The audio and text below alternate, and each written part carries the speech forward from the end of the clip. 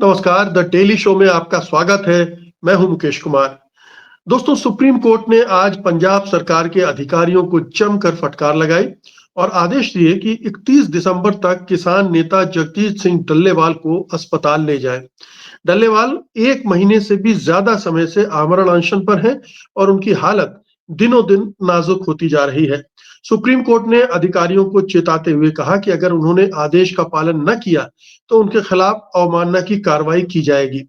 उसने अधिकारियों की ये दलील नहीं मानी कि जबरदस्ती करने से किसानों के साथ टकराव हो सकता है और डल्लेवाल साहब को भी नुकसान पहुंच सकता है।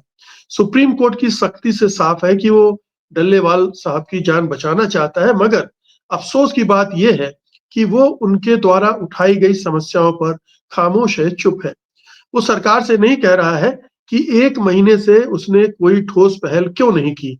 डल्लेवाल एमएसपी को कानूनी गारंटी, कर्जा माफी और दूसरी मांगों को लेकर हड़ताल कर रहे हैं। सवाल उठता है कि क्या अब पंजाब सरकार बल प्रयोग करेगी और अगर इसकी वजह से टकराव हुआ, खून खराबा हुआ, तो कौन जिम्मेदार होगा? ये है हमारी आज की चर्चा का विषय और इसमें हिस्सा लेने के लिए जो मेहमान हमारे साथ जुड़ गए हैं, पहले मैं आपका उनसे परिचय करा देता हूँ। हमारे साथ वरिष्ठ पत्रकार रविंद्र सिंह शोनान हैं। हमारे साथ वरिष्ठ किसान नेता डॉक्टर इंद्रजीत सिंह हैं और चौधरी पुष्पेंद्र सिंह जी हैं। आप सबका कार्यक्रम में बहुत-बहुत स्वागत है। पुष्पेंद्र जी, आप ही से शुरू करते हैं। सुप्रीम कोर्ट के इस निर्देश को आप किस तरह से देखते हैं? 1 महीने से ज़्यादा हो गए, 26 नवंबर को जगजीत सिंह डल्लेवाल ने अपना आमरण अनशन शुरू किया था और उनकी हालत बहुत नाजुक होती जा रही है। सुप्रीम कोर्ट चिंतित है, लेकिन चिंतित केवल उनके स्वास्थ्य को लेकर है। जिन समस्याओं को लेकर वो हड़ताल कर रहे हैं, उस पर खामोश। जी। देखिए मुकेश जी, ये बड़ा अफसोसजनक है कि जिस प्रकार से सुप्रीम कोर्ट का एटीट्यूड है, वही सेम एटीट्यूड जो है केंद्र सरकार का है। ना तो केंद्र सरकार 13 फरवरी से ये लोग वहां पर बैठे हुए हैं, किसान 10 महीने से ज्यादा हो गए हैं, उनकी कोई परवाह करने की आवश्यकता नहीं समझ रहे।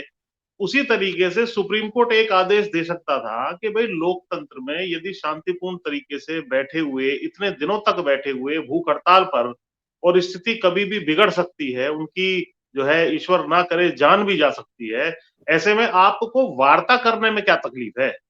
उन्होंने एक चिट्ठी भी लिखी थी अभी जब ये पीछे गए थे दल्लेवाल साहब ने प्रधानमंत्री जी के नाम पर कि वार्ता शुरू हो जाए तो मैं जो है इस विषय पर विचार करके और उसको अनशन को आगे स्थगित किया जा सकता है।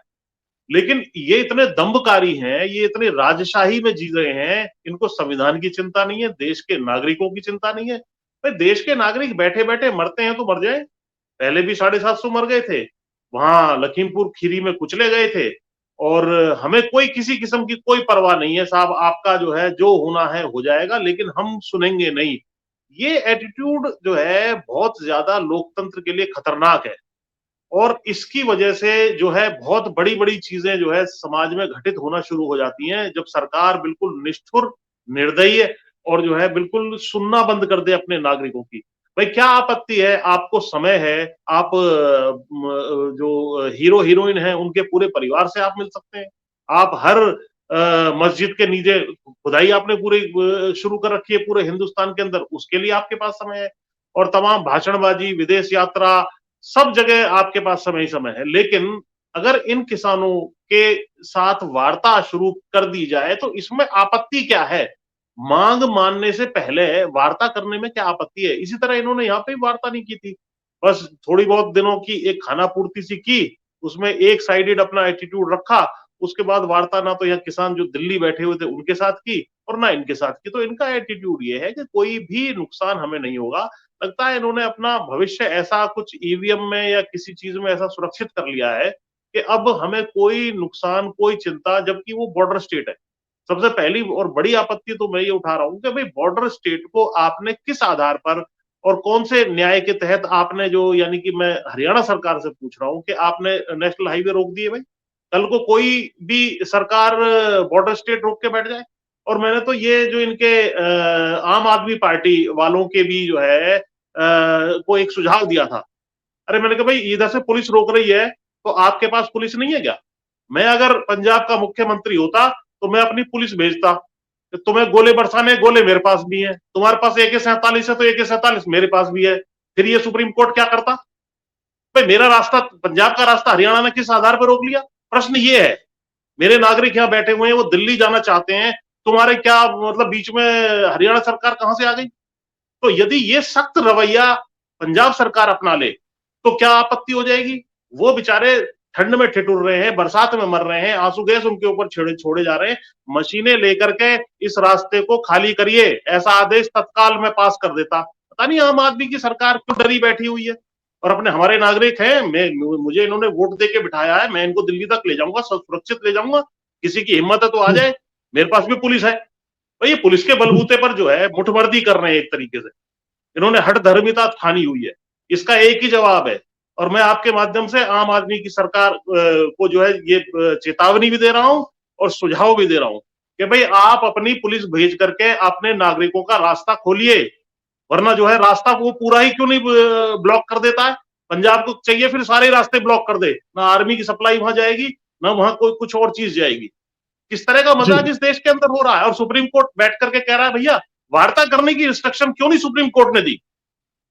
उनको बिल्कुल। सीधा कहना चाहिए था, आप वार्ता क्यों नहीं शुरू करते हैं भाई? केंद्र सरकार वालों तत्काल मंत्री भेज करके उनसे वार्ता शुरू की जाए।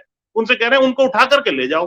अरे 32 दिन की उसकी तपस्या को आप भंग करना चाहते हैं, और जो है आप तमाशा देख रहे हैं, बॉल इस पाले से उस पाले में, वो मेहता कुछ कहता है, इनका कुछ व्यक्ति कुछ कहता है। आप जो है रास्ता खुलवाइए, रास्ता खुलने का काम तो पुलिस कर सकती है। सुप्रीम कोर्ट भी कह सकता था भाई रास्ता खोल दीजिए, इनका इनको शांतिपूर्ण तरीके से दिल्ली आने दीजिएगा। लेकिन सुप्रीम कोर्ट भी चाहता है कि आंदोलन जो है दिल्ली तक ना पहुंचे।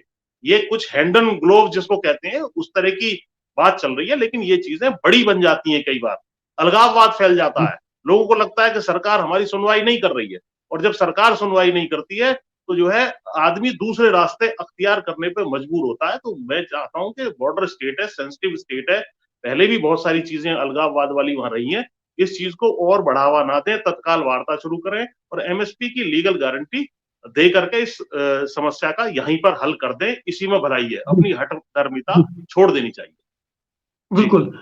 रविंदर जी, ये जो 2 राज्य आपस में टकरा जाए, ये तो बहुत अच्छी स्थिति नहीं होगी देश के लिए कि अपनी पुलिस बल लेकर एक-दूसरे के खिलाफ पिल पड़े। लेकिन ये सही चिंता है कि वो 32 दिन से तपस्या कर रहे हैं। आप उठा के उनको हॉस्पिटल ले जाएँ और उनका किया कराए पे पानी फेर दें और सारा जो ज़िम्मेदारी है वो पंजाब सरकार पर मढ़ दें कि आप ही हैंडल करो, आप ही ले जाओ। तो ऐसा लगता है कि केंद्र सरकार भी यही चाहती है। हरियाणा सरकार तो चाहती ही है कि मामला वहीं रहे और अब सुप्रीम कोर्ट का निर्देश भी उसी तरफ इशारा इशारा करता है। ये क्या है? जी नमस्कार सबको। देखिए सर, ये बात बिल्कुल ठीक है कि सुप्रीम कोर्ट ने आज जो बातें बोली हैं या इसके पहले सुप्रीम कोर्ट का जो रवैया रहा या फिर पंजाब हरियाणा हाई कोर्ट में भी पैरेलल इसी तरह की पिटीशंस चल रही हैं जब से किसान आंदोलन शुरू हुआ है, तब से लेकर आज तक जो भी आदेश पारित किए गए हैं, ना तो उन आदेशों की पालना हुई है। हाई कोर्ट ने पहले बोला था कि अगर ये लोग पैदल जाना चाहते हैं तो इनको जाने दिया जाए। उस आदेश की तामील नहीं की गई। जब वो पैदल जाने की कोशिश कर रहे थे तो उनको अलग-अलग तरीकों से रोका गया। कितनी बार उन्होंने कोशिश की, 100-100 लोगों को भेजा, 101 लोग जाना चाहते हैं। लेकिन हमने देखा कि कभी आँसू गैस के गोले छोड़े गए और अलग-अलग तरीके से उनका रास्ता रोका गया। तो अब ये सुप्रीम कोर्ट देखिए पंजाब सरकार को जो बातें कह रहा है, अब किसानों की तो कोई पंजाब सरकार से तो माँग है नहीं। ये लोग जो चाहते हैं, वो तो केंद्र सरकार से चाहते हैं। तो सुप्रीम कोर्ट को आदेश तो देना चाहिए केंद्र सरकार को और वहीं से समाधान भी निकलेगा। और अगर वहां से समाधान नहीं निकलेगा, तो ये तो बिल्कुल ऑप्टिक्स ही दिखेगा ना सर। इसमें क्या ये तो ऑप्टिक्स है। आप पंजाब सरकार को कहेंगे, पंजाब सरकार अगर उस उनको लेके क्योंकि दोनों सब्जेक्ट लॉ एंड ऑर्डर और एग्रीकल्चर दोनों स्टेट सब्जेक्ट हैं। पंजाब सरकार अगर उनका धरना किसी तरीके से मेडिकल हेल्प देके अगर उनको उठा भी देगी, उनका भूख हड़ताल खत्म करवा देगी, तो उससे समाधान तो हो नहीं रहा है ना सर किसी तरीके से। वो समाधान की तरफ बढ़ते हुए कदम नहीं है। अगर उनको आपने जबरदस्ती उठा दिया, तो कल कोई दूसरा किसान नेता बैठेगा, फिर तीसरा किसान नेता बैठेगा। ये तो खत्म होने वाली चीज नहीं। आप किसान नेताओं की अगर ये किसानों की और किसान नेताओं की वाकई में जिंदगी के लिए इतने समर्पित हैं, गंभीर हैं, तो उसका तो समाधान रास्ते बातचीत से ही होगा ना। उसका तो उन्हीं मांगों से होगा जो ये मांग किसान कर रहे हैं। और ये सरकार जिस तरह की हठधर्मिता पर उतरी है, वाकई वो बहुत हैरतअंगेज है, बहुत गंभीर है। हमने कुछ दिनों पहले देखा, लद्दाख के लोग लेह से चल के दिल्ली पहुंच गए, पैदल यात्रा करके इतने 700-800 किलोमीटर वो लोग आए। उनका भी यही कहना था कि हमसे बात तो करो। उनका कहना था कि डिमांड हमारी मांगिए, मानो या मत मानो अलग बात है, लेकिन कम से कम बातचीत तो कीजिए। आज भी तो किसान वही कह रहे हैं सर कि हमारी बातचीत का रास्ता बंद क्यों कर रहे हो? बातचीत तो की जाए। मांगे तो अगर टेबल पे बैठते हैं तो आज तक हमने ट्रेड यूनियन से लेके और किसानों की, छात्रों की हजारों बातें, हजारों बार ऐसा देखा है कि सारी डिमांड्स किसी की नहीं मानी जाती हैं और किसानों को इस बात का बखूबी एहसास भी है। और एक और बात सर मैं ये कहूं, ये जो पूरी घटनाक्रम हो रहा है, हम लोगों ने कुछ रोज पहले कॉन्स्टिट्यूएंट असेंबली और कॉन्स्टिट्यूशन पर बड़ी भारी डिबेट संसद के दोनों सदनों में देखी।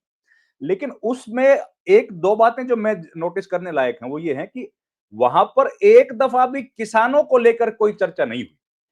और यही जब हम लोग कॉन्स्टिट्यूएंट असेंबली की डिबेट्स को पढ़ते हैं तो अलग से एग्रीकल्चर के इशू पर वहां पर भी डिबेट्स का अभाव दिखता है। क्यों? क्योंकि उस दौर में भी किसानों के सही मायने में जो रिप्रेजेंटेटिव्स थे, जो या किसानों के लीडर्स थे, या तो वो लोग उतने ताकत में नहीं थे या फिर उन लोगों की अनदेखी की गई।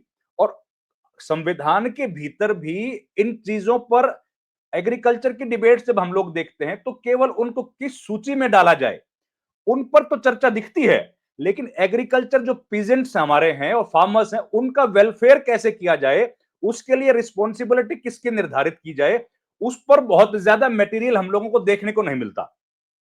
तो मुझे लगता है ये समय ऐसा है जब तमाम सरकारों को एकजुटता के साथ इस विषय को दोबारा से परिभाषित करने की जरूरत है। और धीरे धीरे जो संकट कृषि का है वो लगातार बढ़ता ही चला जा रहा है। खेती जी। की हालत जो है वो तो किसी तरीके से कम होती, खराब होती दिख रही है रोज रोज। तो ऐसे में अगर सुप्रीम कोर्ट का इंटरवेंशन भी इस तरीके का होगा जो समाधान की तरफ ना लेके जाता हो, तो आखिर फिर किसान और किसानी ये देश में किस तरफ जाती जाएगी, ये एक गंभीर चैलेंज है। और आज की परिस्थितियां हम लोग जब बात कर रहे हैं तो डल्लेवाल साहब की जो स्थिति है वो नाजुक से और नाजुक होती चली जा रही है। उसके सुधरने की कोई गुंजाइश नहीं दिख रही है।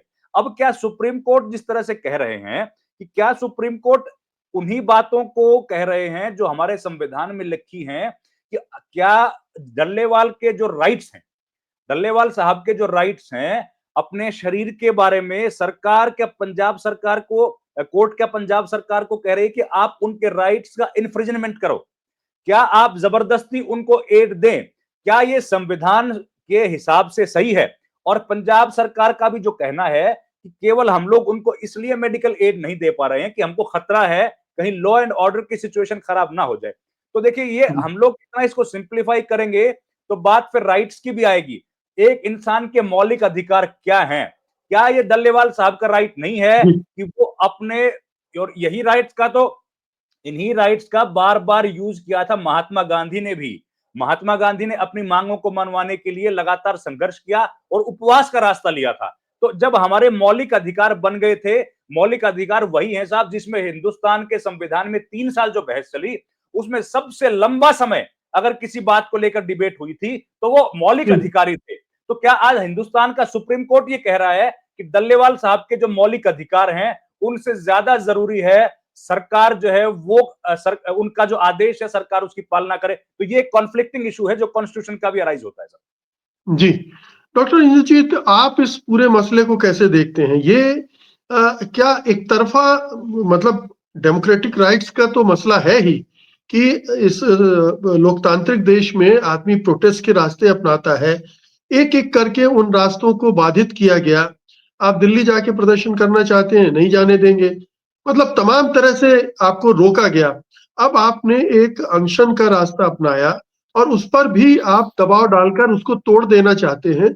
और पंजाब सरकार को कहा जा रहा है कि आप जानिए आपको कैसे करना है। इसका मतलब है कि बल प्रयोग की एक तरह से छूट दी जा रही है कि आप ताकत का इस्तेमाल करके भी डल्लेवाल साहब को उठा ले जाइए।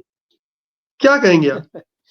ये एक बहुत ही अजीब किस्म का विरोधाभास खड़ा हो गया है मुकेश जी। इस वर्तमान परिस्थिति के अंदर जो परिदृश्य निर्मित हो गया है, यहाँ पर मतलब विरोधाभास इसलिए कह रहा हूँ कि सर्वोच्च न्यायालय आप जो कह रहे हैं वो सही बात है। एक तरफ से तो वो बल प्रयोग के लिए मतलब उसको प्रमोट करने की बात कह रहे हैं, या उनको कह को अलाउ कर रहे हैं या उसके लिए, और दूसरी तरफ जहाँ बल प्रयोग हो रहा है जबरदस्ती और बिल्कुल कानून सम्मत नहीं है रास्ते रोकने का, उसको आप कह नहीं रहे हैं। तो ये हरियाणा सरकार को तो 3-4 चीजें इसके अंदर ना गड्ढ-मड्ढ हो गई हैं। ठीक है, सुप्रीम कोर्ट हमारी सर्वोच्च न्यायपालिका है। उनके जो अधिकार क्षेत्र हैं, परवीव हैं, ज्यूरिडिक्शन है, उसके ऊपर कोई सीमाएँ नहीं हैं। ठीक बात है, हालाँकि ये बात सही है, न्यायपालिका अपना काम करती है, विधानमंडल अपना करता है, कार्यपालिका अपना। अगर उन्होंने एक मानवीय आधार के ऊपर एक चीज़ अपने हाथ में ली है मान लो, तो वो कोई हम उसके विरोधी नहीं हैं। संवेदनशील वो मसला हो सकता है जहाँ तक भूख हड़ताल का सवाल है। लेकिन ये बात सुप्रीम कोर्ट की अब जो इसके अंदर हस्तक्षेप है या जो निर्देश जारी हो रहे हैं एक के बाद एक, ये कोई भूख हड़ताल से ही संबंधित नहीं है केवल। खुद सुप्रीम कोर्ट ने स्वयं संज्ञान लेकर एक कमेटी गठित कर दी, जिसके अंदर कृषि वैज्ञानिक भी हैं, अर्थशास्त्री भी हैं, जिसके अंदर ब्यूरोक्रेट भी हैं, और उस कमेटी ने सुप्रीम कोर्ट को अपनी सिफारिशें जमा करवा दी ये कह के कि हरियाणा और पंजाब का जो किसान है, वो कर्जे के नीचे दबा हुआ है, और उसका मुख्य कारण ये है कि लागत मूल्य ज्यादा है, आमदनी हो नहीं रही, इसलिए एमएसपी उसको जायज दाम नहीं मिल रहे। ये मुख्य कारण कर्जदारी का उन्होंने बताया है, और वो रिलीज भी हो गई एक तरीके से देखा जाए मीडिया के अंदर पूरी की पूरी रिपोर्ट। तो उसके बाद या तो क्योंकि ये जो एमएसपी की कानूनी गारंटी का जो सवाल है, ये केंद्र सरकार के अधिकार क्षेत्र में आता है। हालांकि कृषि बेशक चाहे राज्यों का अधिकार क्षेत्र में स्टेट सेंटर रिलेशन के अंदर आता हो, लेकिन उन्होंने एक बार भी केंद्र सरकार को ये तो बोलना चाहिए कि भाई ये एक कमेटी की फाइंडिंग है, और आप जहां एक इतनी क्रिटिकल स्थिति बनी हुई है, एक बुजुर्ग नेता है, मौसम भी बहुत खराब है ठंड का, और उनका बहुत ही अत्यंत चिंताजनक स्थिति बनी हुई है, लोगों के अंदर भी एक रोष और चिंता उसको लेकर है, तो आप डायलॉग क्यों नहीं रिस्टोर करते उनके साथ? ये बात तो कम से कम बोलनी। एक तरफ से उनको बिल्कुल खाली छोड़ रखा, कोई संबोधन उनका वहां पर नहीं है। दूसरा मैं आपको ये बता रहा हूं कि पार्लियामेंट की जो स्टैंडिंग कमेटी है, खुद उसने 17 दिसंबर को इसी महीने बकायदा तौर पर ये स्पष्ट सिफारिश की है केंद्र सरकार को कि ये एमएसपी के ऊपर कानूनी गारंटी दी जानी चाहिए। चरणजीत सिंह चन्नी उसके अध्यक्ष हैं। उसके ऊपर भी कोई मतलब केंद्र सरकार की तरफ से एक शब्द सामने नहीं आ रहा।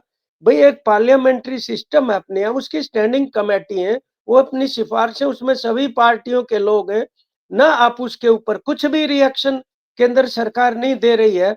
तो ये एक इस प्रकार की स्थिति बन गई है जो कि टुकड़ों में कोई कोई चीज, ये बात ठीक है कि भाई ये बल प्रयोग की बात इस तरीके से कहने की बजाय, आज मैं अखबार में पढ़ रहा था कि कोई मेकशिफ्ट हॉस्पिटल उसके साथ अरेंज किया गया है, जिसके अंदर लाइफ सपोर्ट सिस्टम्स वहां पर हैं। हम ये चाहते हैं कम से कम लाइफ सपोर्ट सिस्टम के हिसाब से कोई मेडिकल एड उसकी लेने में कोई दिक्कत नहीं होनी चाहिए, क्योंकि हम जान नहीं देना चाहते एक किसान नेता की, कोई भी इस बात के लिए रजामंद नहीं है। ये बात ठीक है कि उन्होंने अपनी तरफ से वो एक कमिटमेंट अपनी प्रकट की है, और ये अंतिम वो है। और बिल्कुल मैं इनकी रविंदर जी की बात से और प्रो साहब जो कह रहे हैं उनकी बात से सहमत हूँ कि लोकतंत्र में किसी समुदाय को जो खुद रिसीविंग एंड के ऊपर है, बलपूर्वक उसको दबा के और बेबसी की स्थिति में ले जाना, क्योंकि आपके पास पुलिस बल है इसलिए आप मतलब उसको निहत्थे भी दिल्ली की सड़क के ऊपर नहीं चलने देंगे, जो कि एक बिल्कुल लाइफलाइन है जीटी रोड, जम्मू कश्मीर से लेके पूरा का पूरा हिमाचल और पंजाब और पूरा हरियाणा उसको प्रयोग करता है। एक तरफा तौर पे आप रोक के उसको बैठ गई, क्या ये सेंटर स्टेट रिलेशन इस बात को अलाउ करता है? क्या ये कॉन्स्टिट्यूशनल वैलिडिटी है इसके अंदर? तो क्यों नहीं सुप्रीम कोर्ट को ये बोलना चाहिए कि भाई आप ऐसा नहीं कर सकते हैं, शांतिपूर्वक ढंग से वो कह रहे हैं कि भाई दिल्ली पुलिस की परमिशन दिखाएं वो किसान वहां जाने। ये कितनी रिडिकुलस और हास्यास्पद बात है कि दिल्ली पुलिस की परमिशन पैदल जाने वाले लोगों को काहे को, और तुम्हें काहे को दिखाएंगे वो? दिल्ली क्या होगा, उस बॉर्डर तक तो आप जाने दीजिए ना। और ये बिल्कुल सही बात है जो रविंदर जी अभी कह रहे थे, जो लद्दाख लेकिन से एक वो बात वांगचुक और उनकी लेकिन टीम एक आई बात थी बताइए उनको। कि अगर एक बात बताइए कि अगर पंजाब सरकार किसी तरह का बल प्रयोग करती है तो क्या वहां टकराव का खतरा है, खून खराबे का खतरा है? देखिए वो जो मतलब डिसीजन मेकिंग की जो बॉडी है वहां, वो इस तरीके की घोषणा कर रही है कि भाई हम इस चीज को किसी भी कीमत के ऊपर अलाउ नहीं करेंगे। मतलब अब देखो ये तो उनका निर्णय अपना है जो किस तरीके से लेते हैं। वो एक डिफरेंट एसकेएम है गैर राजनीतिक नाम से। हम उनकी मांगों से और उनके स्वास्थ्य से बिल्कुल चिंतित हैं। कल हमने भी एसकेएम हरियाणा की मीटिंग करके और टोहाना में एक बड़ी पंचायत बुलाने का 4 तारीख को जनवरी को ऐलान किया है। और उसके अंदर जो नया एक पॉलिसी फ्रेमवर्क भी आ गया ना इस दौरान, बिल्कुल। तो मतलब अब ये तो उन्हीं के ऊपर निर्भर करेगा कि भाई वो किस हद तक उसको रेजिस्ट करते हैं या नहीं करते हैं। परंतु मेडिकल एड दिया जाना या वो प्रोवाइड किया जाना स्टेट की रिस्पॉन्सिबिलिटी तो बनती है। उस जी। एक्सटेंट तक तो सुप्रीम कोर्ट का मुझे कोई आपत्ति नहीं लगती है। लेकिन जी। अन्य कई चीजों को लेकर ये जरूर एक अधिकार क्षेत्र का जो सवाल वो जी। बन जाता है। जी जी जी। पुष्पेन जी, क्या ये पूरा मामला इस तरह से देखा जा सकता है कि सरकार पिछले दरवाजे से तीनों काले कानून फिर से इम्प्लीमेंट करना चाहती है, जो national policy framework on agriculture marketing का आया है, उस पर उसके वो उसको प्रमोट कर रही है, और ये सारा खेल इसलिए है कि किसानों को की आवाज पूरी तरह से बंद कर दो ताकि उसको इम्प्लीमेंट किया जा सके। नहीं, ये बात ठीक है कि पिछली बार भी जब तीनों कानून वापस लिए थे उस वक्त भी हम लोगों ने सुझाव दिए थे कि भाई इसमें जो है आप एमएसपी की लीगल गारंटी अगर दे दी जाती तो शायद ज्यादा एक्सेप्टेबल हो सकते थे। लेकिन इस बार भी एमएसपी की लीगल गारंटी ना दे करके उसको एक एग्रीकल्चर पॉलिसी के रूप में लाया जा रहा है और स्टेट्स के ऊपर उसको छोड़ा जा रहा है कि स्टेट्स इसको इम्प्लीमेंट कर लें। अब क्योंकि 15-16 स्टेट्स जो है भाजपा शासित है तो वहां उसकी इम्प्लीमेंटेशन शुरू हो सकती है। ऐसा काम इन्होंने भूमि अधिग्रहण कानून को भी डाइल्यूट करके किया था, जिसमें हरियाणा भी शामिल है, उन्होंने उसको कर दिया था क्योंकि भूमि 4 गुना रेट ये देना नहीं चाहते, रिहेबिलिटेशन करना नहीं चाहते, उसके जो प्रावधान थे उनको शिथिल करने का काम किया जा रहा है। असल में इस पे 3-4 बड़े प्रश्न सारे देश के सामने, एक केवल इस आंदोलन की बात नहीं है। हम तो ये कह रहे हैं कि शांतिपूर्ण तरीके से क्या कोई भी वर्ग इस देश में दिल्ली आकर आंदोलन करना चाहता है तो वो कर सकता है या नहीं कर सकता? इस प्रश्न का जवाब जो सुप्रीम कोर्ट की तरफ मैं डायरेक्ट कर रहा हूं, क्योंकि सुप्रीम कोर्ट की सुनवाई के उससे ही कंसिक्वेंस में ये प्रोग्राम हम कर रहे हैं। तो सुप्रीम कोर्ट को पहले ये देखना चाहिए कि क्या ये जो मूल अधिकार है, मौलिक अधिकार है, आकर के एसोसिएट होने का, प्रोटेस्ट करने का, क्या इसको इसकी संभावना दिल्ली में है या नहीं है, पहली बात। दूसरा प्रश्न जो इनको सुप्रीम कोर्ट को जांचना चाहिए कि क्या एक राज्य दूसरे राज्य के नागरिकों का रास्ता कहीं पर भी रोक सकता है या नहीं रोक सकता, जबकि वो मांग उनकी ना पंजाब से है ना हरियाणा से है, केंद्र सरकार से है। तो और अगर ये आप कंडीशन भी लगा दें कि भाई आप इनको ट्रैक्टर ट्रॉली में नहीं आने देंगे, यदि वो पैदल आना चाहें तो वो क्या पैदल आ सकते हैं, नहीं आ सकते, फिर भी उनको क्यों रोका जा रहा है? और उनसे वार्ता क्यों नहीं करती है सरकार? ये कोई राजशाही है, मोदी कोई राजा है, या क्या हो रहा है इस देश के अंदर, कोई तानाशाही चल रही है? ये बड़े प्रश्न इस देश के सामने खड़े हैं। इसका मतलब ये है कि ये मनोबल तोड़ना चाहते हैं बाकी लोगों का कि आप 1100-1200 किलोमीटर दूर लद्दाख से आ जाओ, हम वार्ता नहीं करेंगे। 100, 150, 200 आदमी थे, उनके लिए बॉर्डर जाम कर दिया, बड़ी मुश्किल से उस बॉर्डर को खोला गया और उनको फिर यहाँ पर एक तरीके से उसमें दिल्ली में एक भवन में ला करके लगभग कैद कर दिया, उनसे मिलने नहीं दिया गया किसी को भी। जब कोई मिलने जाता था उनको रोक दिया जाता था। तो भाई ऐसी क्या बात है, जब ये देश भी आजाद हुआ है वो इसी आधार पे हुआ है कि आंदोलन के माध्यम से हुआ है। तो अब आप किसी आंदोलन को भी होने नहीं देना चाहते, कोई प्रदर्शन आपके खिलाफ करे नहीं, किसी प्रदर्शन को दिखाया नहीं जाए, शांतिपूर्ण। अगर वो 3-4 बार वो जत्था आया, आपने देखा किस तरीके से उनके ऊपर तुरंत उन्हें आंसू गैस के गोले एक्सपायर्ड थे, मिर्ची वाले थे, ज्यादा उसका प्रभाव था आंखों पर और लंग्स के ऊपर, उसको छोड़ दिया गया, गोली चला दी गई। तो ये लोकतंत्र चल रहा है कि क्या चल रहा है? मैं दूसरी चीज की तरफ इंडिकेट करना चाह रहा हूं, जब लोकतंत्र में इस प्रकार की सुनवाई नहीं होती है तो स्थिति भयावह हो सकती है। और पंजाब सरकार वाली बात जिस पर आपने भी थोड़ी चिंता व्यक्त की, पंजाब सरकार के विद इन राइट्स है ये अपना रास्ता खोलना, और अगर कोई व्यक्ति उनका रास्ता जबरदस्ती बंद करके बैठा है तो पंजाब सरकार को प्रेसिपिटेट करना चाहिए इस मुद्दे को, तब इस देश की आंख खुलेंगी। ये दो राज्य आमने सामने आ गए, दो राज्यों की पुलिस आमने सामने आ गई, तब सुनवाई होगी। ये मरने के लिए छोड़ दिया जाएगा नहीं तो। मैं वास्तव में बता रहा हूं कि ये अगर पुलिस को भेज दें कि भाई मेरा रास्ता खोलिए, मेरे नागरिकों का रास्ता खोलिए, मेरे नागरिक जाना चाहते हैं दिल्ली, मैं ले जाऊंगा उनको, ससम्मान ले जाऊंगा, और ये ट्रैक्टर ट्रॉली में भी जा सकते हैं, ये बसों में भी जा सकते हैं, ये इनकी मर्जी है कैसे जाएंगे। हाँ, लॉ एंड ऑर्डर ये क्रिएट करेंगे, आप इनके ऊपर एक्शन लें। या और कोई, अरे आप उनको क्या, टेंट तंबू होते हैं उसके अंदर, ट्रैक्टर ट्रॉली के अंदर खाने का सामान है, ठहरने का सामान है, यहाँ पर खाली करा दो ये ली मेरिडियन होटल और 4-5-6 होटल खाली करा दो, आ जाएंगे, पैदल आ जाएंगे या उसमें आ जाएंगे, इनको ठहरा देना यहाँ पर रामलीला मैदान में। आपके पास कोई बंदोबस्त नहीं है ठहरने का, क्या क्या चाहते हो कि ठंड में वो रास्ते में पड़ा हुआ मर जाए? किस तरीके की, अपने ट्रैक्टर ट्रॉली उनका एक किस्म का टेम्परेरी घर है, तो ट्रैक्टर ट्रॉली में एक रात सो करके तो दिखाए, मखमली जो इन पर सो रहे हैं इनको पता क्या है। तो ये जो चीजें हो रही है देश में बिल्कुल गलत डायरेक्शन में जा रही है। ये घूम फिर करके बदला चुकाना चाहते हैं कि भाई कैसे हमें वापस किसानों ने मजबूर किया था, पहली बात। दूसरा ये भी है इनके मन में कि साहब अब ये 240 सीटें जो कम हुई है ये कहीं ना कहीं किसानों के विरोध की वजह से हुई है। ये सारी चीजें जो है मोदी जी के दिमाग में, और इसके कॉन्ट्रास्ट में अभी 1-2 दिन से आप देख रहे होंगे मनमोहन सिंह जी ने कैसा ट्रीट किया था भाई आंदोलनकारियों को।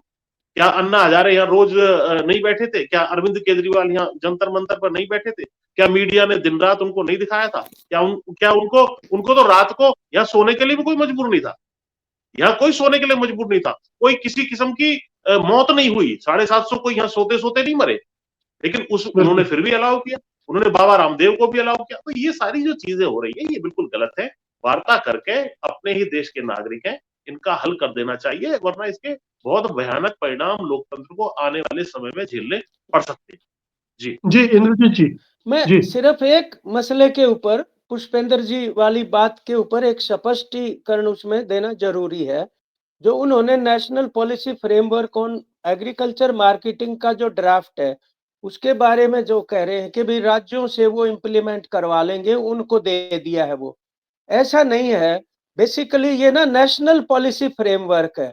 उन्होंने राज्यों को दिया टिप्पणी देने के लिए कि राज्य वो उसको आजकल मतलब एक राष्ट्र एक चुनाव, एक राष्ट्र एक भाषा, एक राष्ट्र एक शिक्षा नीति, सब कुछ एक राष्ट्र के साथ वो नेशनल नीति है वास्तव में। चाहे कोई राज्य सरकार विरोध करेगी या उस पे सहमति प्रकट करेगी, उसके बावजूद भी वो उसको राष्ट्रीय स्तर के ऊपर अडॉप्ट कर लेंगे और उसके अंदर कारपोरेट सेक्टर को बाकायदा थोक में खरीद करने का, थोक में भंडारण करने का, ये तमाम उनको अधिकार दे दिए जाएंगे। तो किसी उसके बाद राज्य सरकार की तो ये स्थिति बचेगी भी नहीं कि वो उनको किसी तरीके से प्रिवेंट कर ले। और बिल्कुल ये 3 कानूनों की पुनरावृत्ति है एक तरीके से। वो सारी की सारी चीजें जो एसेंशियल कमोडिटी एक्ट के अंडर उस टाइम पे फॉरवर्ड कर रहे थे, अब वो साइलो पहले से बने हुए हैं। बहुत बड़े-बड़े साइलोज हरियाणा, पंजाब के अंदर हैं। वो उनको पता नहीं था कंपनियों को और कारपोरेट सेक्टर को कि 3 कानून वापस हो जाएंगे। तो उन्होंने तो सारी तैयारी कर रखी थी। अब वो पिछले दरवाजे से उसको लेके आ रहे हैं।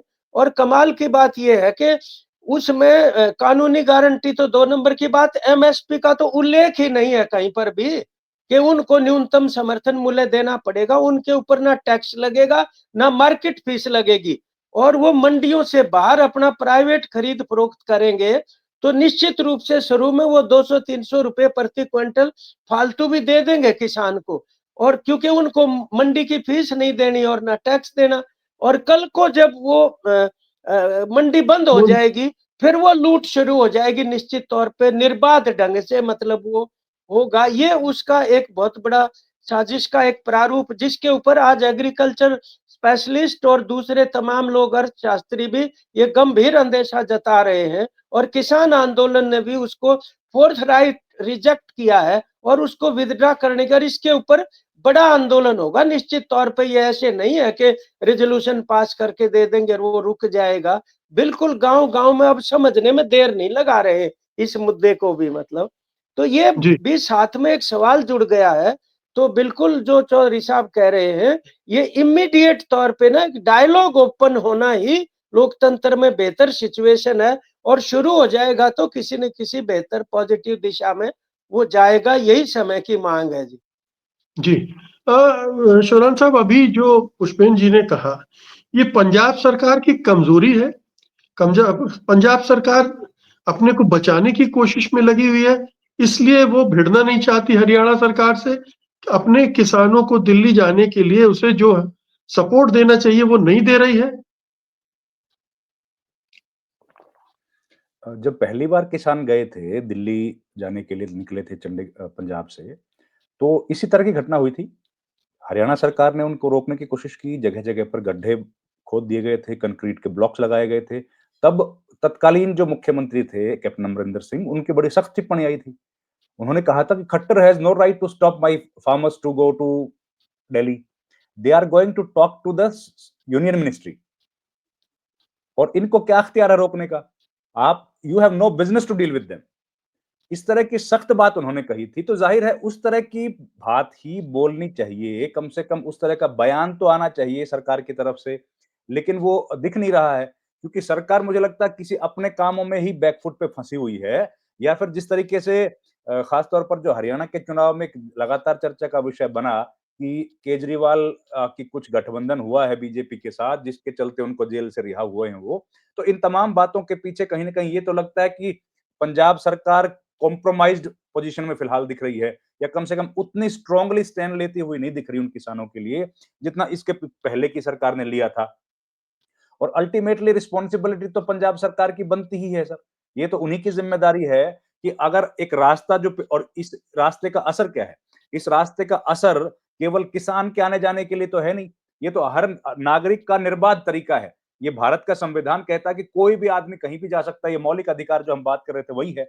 हर आदमी का रास्ता है वो खुला हुआ होना चाहिए। तो उस रास्ते को रोक के चलिए ठीक है, किसानों को मत जाने दीजिए, लेकिन क्या एक जो टीचर है, प्रोफेसर है, कारोबारी है, कोई स्टूडेंट है, कोई बीमार है, उनका रास्ता रोकने का अधिकार किसने दिया है?